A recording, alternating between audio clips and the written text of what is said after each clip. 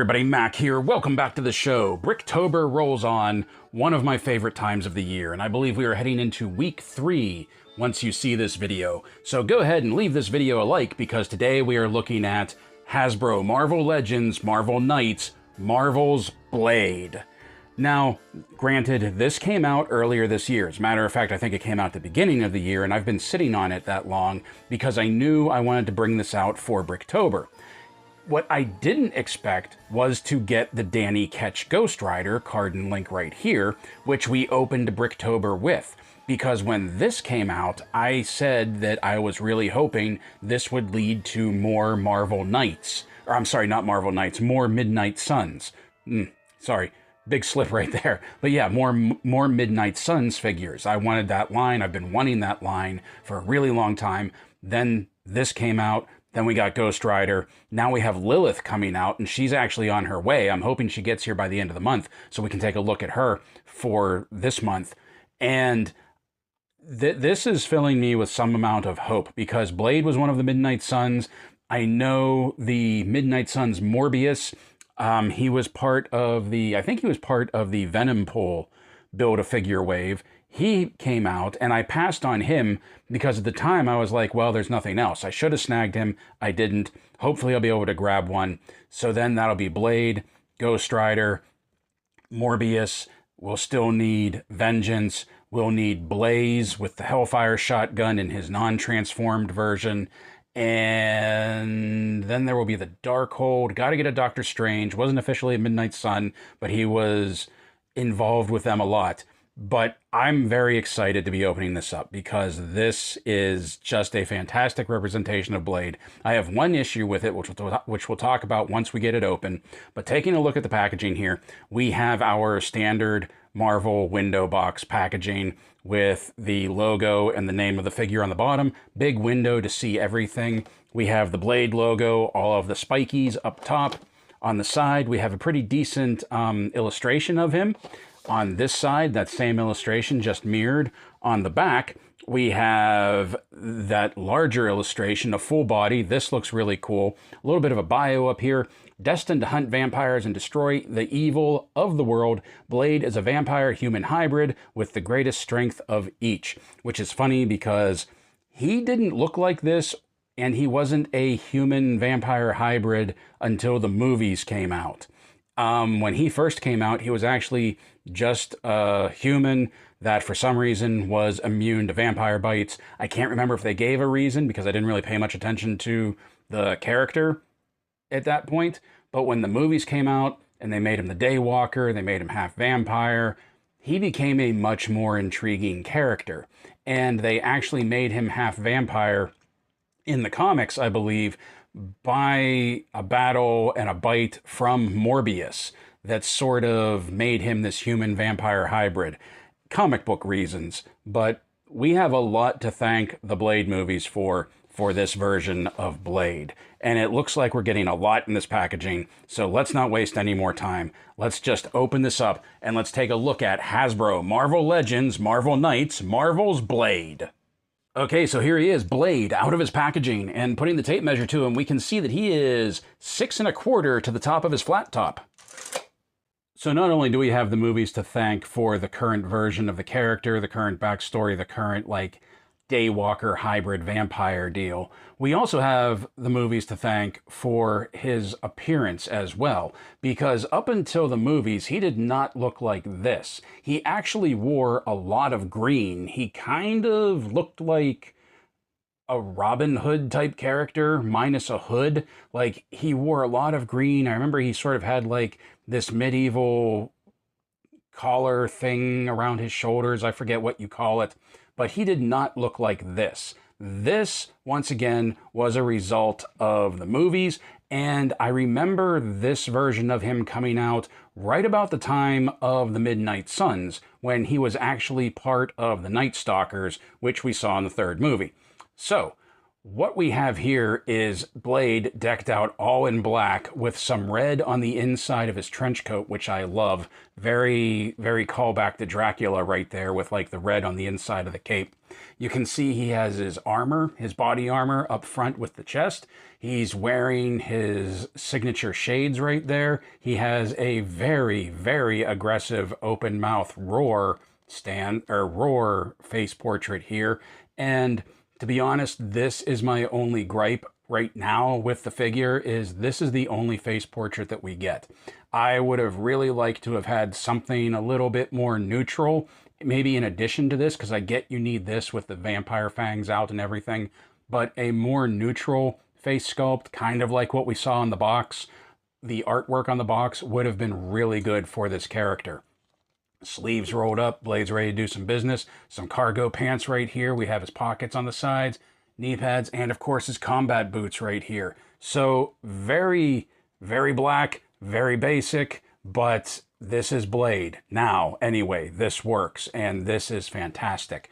I do not collect Marvel Legends to a great extent. The only reason I have this is because he goes with Ghost Rider and because he's part of the Midnight Suns, as I keep saying. So I don't know if this trench coat has been used before. I know there are other trench coats in Marvel, but in Marvel Legends, but I feel like this one with this flare and everything, sort of like this action pose coat, might be unique to Blade. I don't know for a fact. If anybody does know, please comment down below. Let me know. Tell me where the trench coat came from.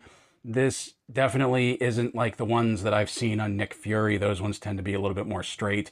I don't think this is from a Gambit figure. I'm not entirely sure. Let me know. Comment down below.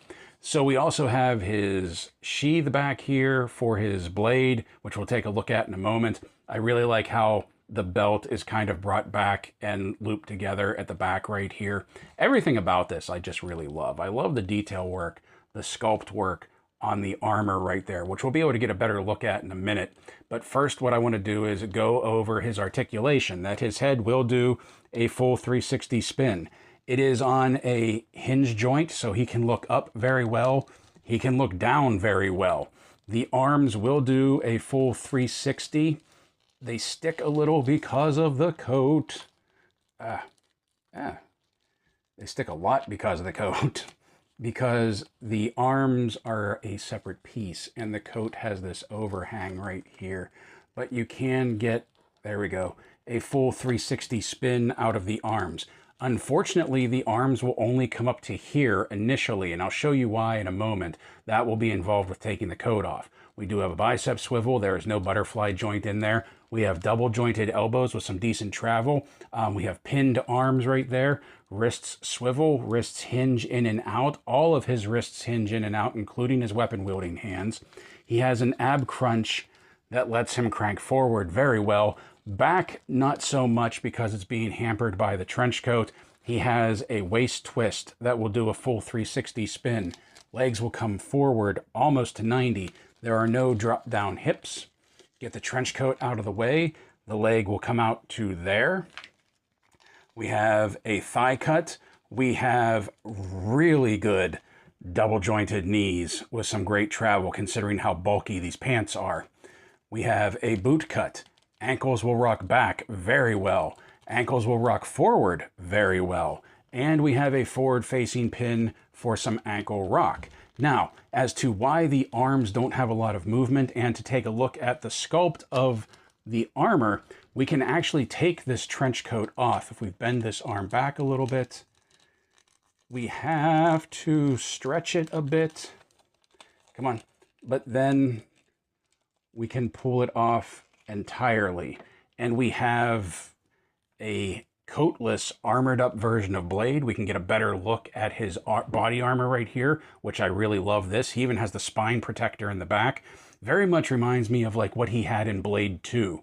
I really like the look of this. You can see there's even straps up here at the top of the shoulders, keeping it all together. Now, without the trench coat, once again, he can crank forward, but he can also go back fairly well. And you can see they continued the sculpt. I love that Hasbro has started doing this, that they continue the sculpt underneath the torso piece so that when he does lean back, there's not just plain plastic there. They did it on the back as well, but it doesn't, oh, I just noticed that it doesn't go all the way forward. You can still see bare plastic there where the spine protector should be. Now, as to why the arms only come up to there, it's not the detents and it wasn't the coat. It's actually the sculpt of the arm. You see how it has this lip right here?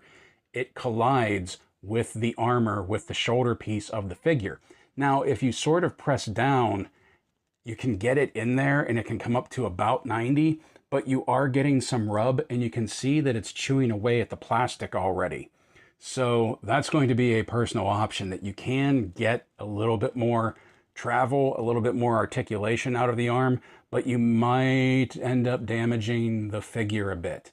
I really wish they would have just shaved these down even with the shoulder joints so you could get some more movement out of it. As a matter of fact, part of me is considering taking a knife, an X-Acto knife to this, and sort of smooth sculpting them so that we can get some more movement out of it, because with the trench coat on, you're not going to be able to see that piece anyway. Like, it's hidden underneath the coat here, and I don't know why they did this, because even if you're going to pose him without the coat on, that kind of looks ridiculous, that like you would still want it to be smoothed down, because you could argue that this is part of the shirt that he's wearing underneath, but then you have like these 90s shoulder pads right here that, once again, if I take an X-Acto knife and I smooth that down, I think the whole thing will look better. The more I'm talking about it, the more I'm thinking of doing that. So here you can see what I mean, that when you put the trench coat back on him, the shoulders of the trench coat hide the shoulders of the figure. And as a matter of fact, with those popping up, with those shaved down, this might actually sit down on his shoulders better. Also, you noticed that when the trench coat was off, his arms were still a little bit akimbo like this.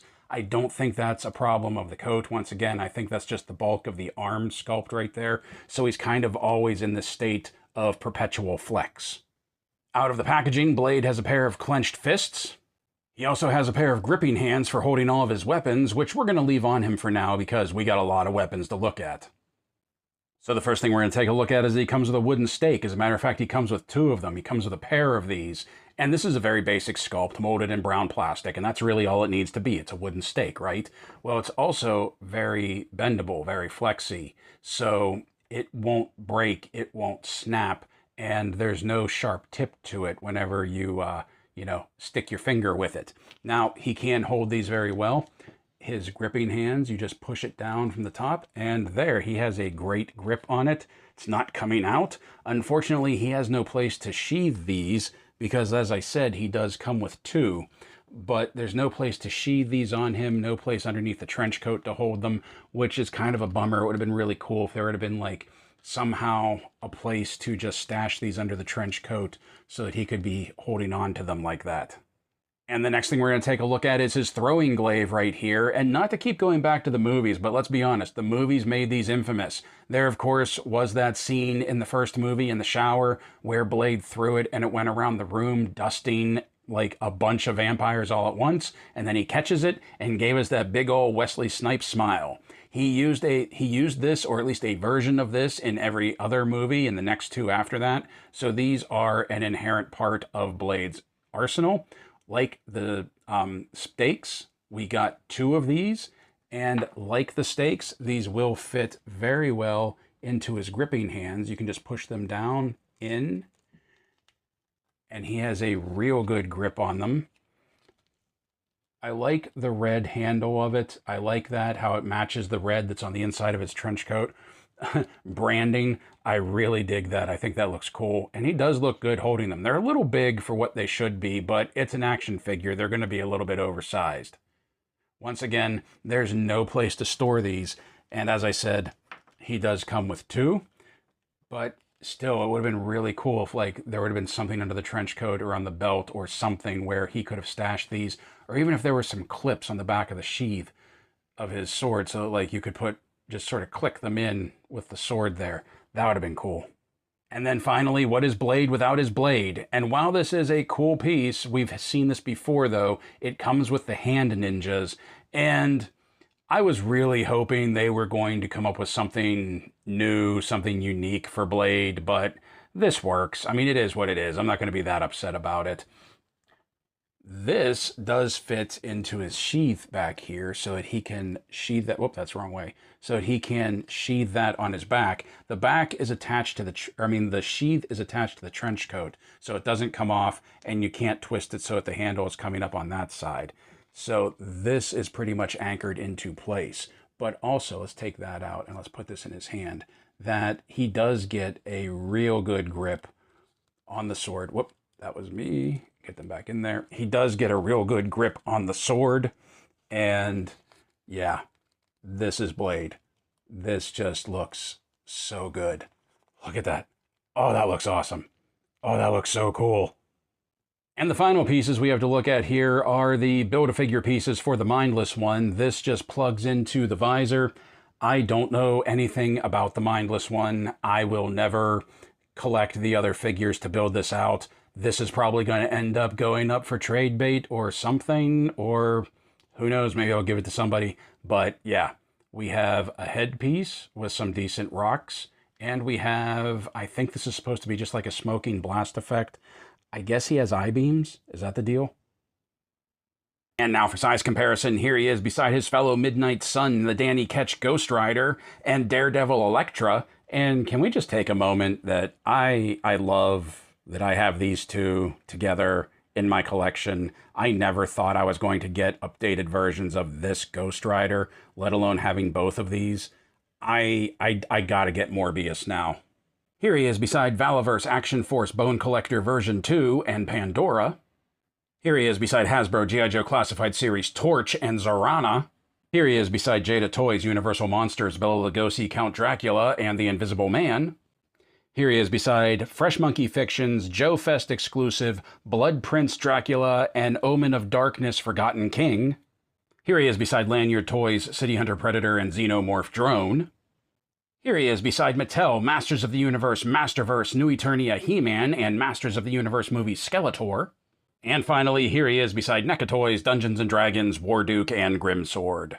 So I've been sitting on this figure for almost a year now, and I can't tell you how excited I am to get him out of the box. I knew I was going to like him. I knew I was going to be excited about him when I opened him up for BRICKTOBER, but the excitement for him only grew once I had Ghost Rider in my hands as well. I think this is a great representation of the modern Blade. I really do. My only true gripe with it, well, I guess there's two flaws to him, and these may be personal opinions. This doesn't necessarily mean it's a bad figure. These are just personal nitpicks here. The first one is the face sculpt. I dig the open mouth roar. I dig getting to see the vampire fangs. His tongue painted in there red against the black interior of his mouth stands out very well. That blood red in there. That looks cool. That all looks real cool. But it kind of needs a neutral face as well. It doesn't have to be like happy or even just dour. Something like what was on the box art, where he's still a little bit angry, still a little bit Blade, but just with his mouth closed and sort of like that grimace on his face. Like something like that would have worked as well. The other issue I have is the shoulders, where the more I think about it and the more I was talking about it, I do think I'm going to take a razor, like an X-Acto knife, to the shoulders and shave down that bump on the shoulders a bit. I think we'll get more movement out of the arms. I think the coat will sit better, and I think it will look better if you try to pose him without the coat on, so it just looks like he has the armor on over top of like a big baggy shirt, like a sweater or something. I don't know. Those are my personal issues with it. I don't think there's anything specific that makes this a bad figure. I know having pinned joints in the elbows is going to be a sticking point for some people. Truthfully, things like that don't really bother me, don't really affect me. I think the weapons are cool. The stake, we needed the stakes. Of course, there was going to be stakes with him. The glaive, the throwing glaives, I think those are really cool. And the sword, despite being something that we've seen before for the hand ninjas, it works for him. I like it. I'm not going to be upset that this is something that we've seen before. What I do love is that last month I had no Midnight Suns figures on my shelf, and now this month I have 2 Midnight Suns figures on my shelf. 3 if I can find that Morbius, 3.5 if I can get my hands on a decent comic book version of Doctor Strange.